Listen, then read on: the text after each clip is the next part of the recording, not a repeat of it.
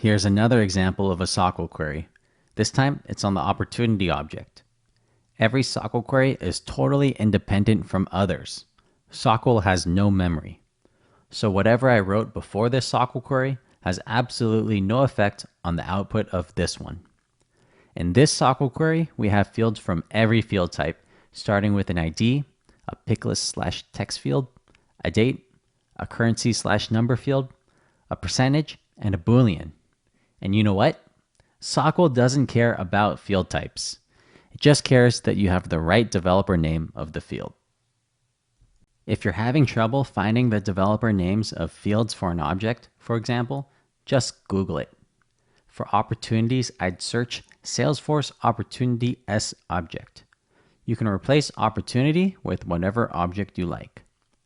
Sometimes developer names of fields aren't that straightforward. This is especially true for lookup and master detail relationship fields. The documentation page you're looking for will look something like this. Let's give our opportunity query a run in Workbench. I'm going to copy it into our SOQL editor, run it, and here you go. I can export this into a CSV by changing this to a bulk CSV query and rerunning it. On the next page, you very unintuitively have to click this icon to download it. And this is what the same query would look like in a Salesforce report. Notice the opportunity report type, the columns that are selected, and that there are no filters on this report.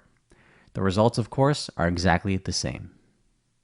Here's a SOQL query that works on a hidden object. There's no Salesforce report type for profiles, so it's cumbersome to see the various permissions each profile has. You just can't do it with a Salesforce report. But with SOQL, it's as easy as this. Very handy if you're the Salesforce admin of an org with many profiles that you need to sift through. Let's run this in Workbench to see what it looks like. Now let's do it in Salesforce reporting, and oh yeah, that's right. It's not possible. Here's another SOQL query on a hidden object, this time on the permission set assignment object. This object tracks which permission sets are assigned to which users.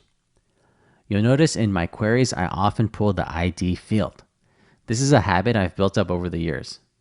That field always comes in handy. When forgetting to include the ID, I've had to go back so many times and add that field to my queries that I just query it first right now out of habit.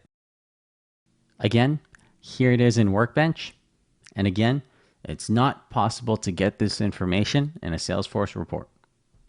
What we just did is one of the highest voted requests on the ID exchange. Admins have wanted this permission set assignment information for years, and it's still only under consideration. Good old code, bypassing product limitations since 1999.